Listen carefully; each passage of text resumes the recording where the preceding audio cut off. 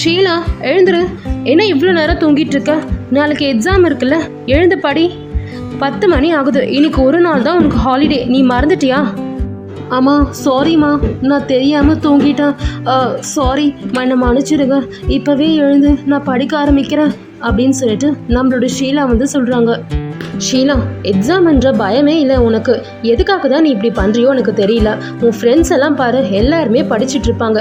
நீ மட்டும்தான் இப்படி தூங்கிட்டு இருக்க. அதுவும் நாளைக்கு எக்ஸாமை வச்சுட்டு உனக்கு கொஞ்சம் கூட பொறுப்பே இல்லை.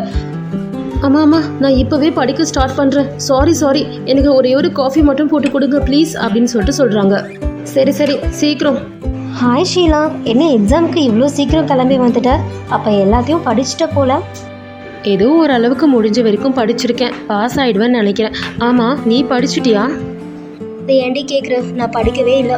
எங்கள் வீட்டில் எல்லா கெஸ்ட்டும் வந்துட்டாங்க. எங்கள் தாத்தா பாட்டி, அதுக்கப்புறம் எங்கள் சித்தப்பாவோட ஃபேமிலி, அப்புறமேட்டு எங்கள் அப்பாவோட ஃப்ரெண்ட்ஸு.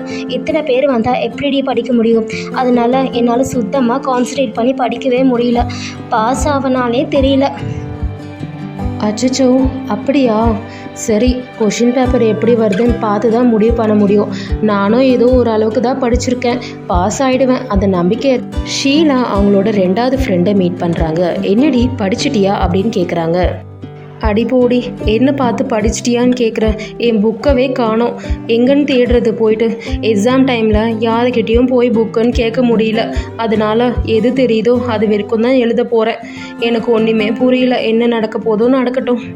என்னடி சொல்கிற? உன் புக்கவே காணோமா? ஐயோ, அப்போ நீ சுத்தமாக படிக்கலையா? ஏன் அளவுக்கு கூட அப்போ நீ படிச்சுட்டு வரல போல இருக்கு. இப்போ என்ன பண்ண போகிற? சரி விடு, கொஷின் பேப்பர் எப்படி வருதுன்னு பார்த்துட்டு முடிவு பண்ணிக்கலாம். என்னடி ரம்யா, ஃபஸ்ட்டு வந்து உட்காந்துருக்கேன். அப்போ நீ எல்லாத்தையும் படிச்சுட்ட போல. அதான் ரெடியாக எக்ஸாமுக்கு உட்காந்துருக்க போல. இன்னும் யாருமே வரலை, அதுக்குள்ளே வந்து உட்காந்துருக்கியே. ஏன்டி என்னை வெறுப்பேத்துற? நான் ஃபஸ்ட்டு வந்தால் படிச்சிருக்கேன்னு அர்த்தமா? நேற்று ஃபுல்லாகவே எனக்கு வயிறு வலி, ஜுரம். என்னால் சுத்தமாக படிக்க முடியல. காலையில் வரைக்கும் எனக்கு ரொம்ப வயிறு வலி, அதுக்கப்புறம் ஃபீவரும் இருக்குது. சரி, அதனால தான் தூக்கமும் வரல, வீட்டில் படிக்கவும் இல்லை. சரி, வந்து ஏதாவது படிக்கலான்னு பார்த்தா படிக்க பிடிக்கல. அதனால தான் அமைதியாக உட்காந்துருக்கேன். ஐயோ, என்ன இது? இவளுமே படிக்கல, உடம்பு சரியில்லை, வயிறு வலின்னு வர சொல்கிறா. இவங்கள நம்பி தானே நான் வந்தேன். இருக்கிற 3 பேருமே படிக்கலன்னு சொல்கிறாளுங்களே. சரி விடு, நம்மளுக்கு 3 பேரும் துணையாக இருப்பாங்க. நம்ம ஃபெயில் ஆனால் இவங்களும் ஃபெயில் ஆவாங்க. டீச்சர் எல்லாரையும் சேர்த்து தானே திட்ட போகிறாங்க. அதனால நம்மளுக்கு கொஞ்சம் ஷீலா, இங்கே வா. என்ன நீ பாட்டு கிளம்பி போயிட்டே இருக்க? டீச்சர் கூப்பிட்டா மதிக்கவே மாட்டியா? ஆமாம், இந்த மாதிரி அன்டிசிப்ளினாக உனக்கு யார் சொல்லி கொடுத்தா? மேடம், எதுக்காக என்ன மட்டும் கூப்பிட்டீங்க? உன்னை கூப்பிடாமல் இருப்பாங்களா? நீ டெஸ்ட்டில் என்ன மார்க் எடுத்திருக்கன்னு தெரியுமா? 20 மார்க் தான் எடுத்திருக்க. ஆமாம், நீ எதுக்காக இப்படி ஃபஸ்ட்டாக படிச்சுட்ருக்க? இப்படியே போனால் நீ எப்படி எக்ஸாம்ஸ்லாம் எழுதுவ? மேடம், என்ன நீங்கள் என்ன மட்டும் கேள்வி கேட்டுட்ருக்கீங்க? என் ஃப்ரெண்ட்ஸ் 3 பேர் கூட தான் படிக்கல. ஒருத்தவங்களுக்கு வயிறு வலி, ஒருத்தவங்களுக்கு வீட்டில் கெஸ்ட்டு வந்துட்டாங்க. இன்னொரு ஃப்ரெண்டுக்கு அவனுக்கு வந்து பார்த்திங்கன்னா அவள் புக்கே தொலைஞ்சிருச்சுன்னு சொன்னான். அவங்களெல்லாம் விட்டுட்டு என்ன மட்டும் நிற்க வச்சு கேள்வி கேட்டுட்ருக்கீங்க? இங்கே பாரு ஷீலா, அவங்களெல்லாம் அமுச்சிட்டு உன்னை மட்டும் கூப்பிடும் போதே உனக்கு தெரியலையா? ஆமாம், நீ என்ன முட்டாளா? உன் ஃப்ரெண்ட்ஸ் எல்லாம் எவ்வளோ மார்க் எடுத்திருக்காங்கன்னு உனக்கு தெரியுமா? மேடம், எவ்வளோ எடுத்துருக்க போகிறாங்க? என்னை விட என்ன ஒரு 10-5 மார்க்குன்னு சேர்த்து எடுத்துருக்க போகிறாங்க, அவ்வளோதானே. இருந்தாலும் நீங்கள் அவங்களையும் கூப்பிட்டு வார்ன் பண்ணுங்கள். என்னை மட்டும் கூப்பிட்டு வார்ன் பண்ணுறது சரியில்லை. ஷீலா, நீ என்னை ரொம்ப இரிட்டேட் பண்ணிகிட்ருக்க. உன்னோட ஃப்ரெண்ட்ஸ் எல்லாம் என்ன மார்க் எடுத்திருக்காங்கன்னு தெரியுமா உனக்கு? உன்னோட ஃப்ரெண்டு இருக்காளே கோமதி, அவள் வந்து 90 மார்க் எடுத்திருக்கா.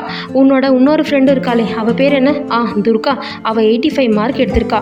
இன்னொரு ஃப்ரெண்டு ஷீலா இருக்காளே, அவள் வந்து சென்டம் எடுத்திருக்கா. இவங்க 3 பேரையும் நான் எதுக்காக கூப்பிடணும்? இப்போ 20 மார்க் எடுத்தது நீ மட்டும்தான். தெரிஞ்சுக்கோ, ஃபஸ்ட்டு புரிஞ்சுட்டு பேசு. உன்னோட ஃப்ரெண்ட்ஸ் எல்லாருமே நல்லா படிக்கிறாங்க உன்னை தவிர. ஆனால் நீ அவங்களையும் கூப்பிட்டு வச்சு பேச சொல்கிற. இதில் வேற அவங்க படிக்கலன்னு வேற என்கிட்ட சொல்கிற. அவங்க படிச்சிருக்காங்களா இல்லையான்னு சொல்லிட்டு உனக்கு தெரியாது, எனக்கு மட்டும்தான் தெரியும். அதை நீ முதல்ல புரிஞ்சுக்கோ. என்னது, அவங்க 3 பேரும் இவ்வளோ மார்க் எடுத்திருக்காங்களா? ஐயோ, அப்போ என்கிட்ட போய் சொல்லிட்டீங்களா? அடி பாவீங்களா, உங்களை நம்பி நானும் ஏமாந்துட்டேன். எப்படி போய் சொல்லி படிக்கவே இல்லைன்னு சொல்லிட்டு இவ்வளோ மார்க் எடுத்திருக்கீங்களே. ச்சே, உங்களை நம்பவே கூடாது இந்த படிப்பு விஷயத்தில். இனிமேல் நம்மளும் கான்சன்ட்ரேட் பண்ணி படிக்கணும். அப்படியே படித்தாலும் இவளுங்கிட்ட இவ சொல்கிற மாதிரியே ரீசன் சொல்லணும். இனிமேல் நான் பார்த்துக்கிறேன். ஷீலா, இதோட உனக்கு லாஸ்ட் வார்னிங். இதுக்கப்புறம் நீ போய் சொல்லிட்டு இந்த மாதிரிலாம் படிக்காமல் இருந்தீங்கன்னா அதுக்கப்புறம் நான் ஏதாவது ஒரு டிசிஷன் எடுக்க வேண்டியது இருக்கும். ஒழுங்காக இனிமேல் படிக்கிற வழியை பாரு. உன் ஃப்ரெண்டு பேச்சை கேட்டுலாம் வந்து நடந்துட்டு இருக்காத. சாரி மேடம், இனிமேல் நான் படிச்சிடுறேன், என்னை மன்னிச்சிடுங்க.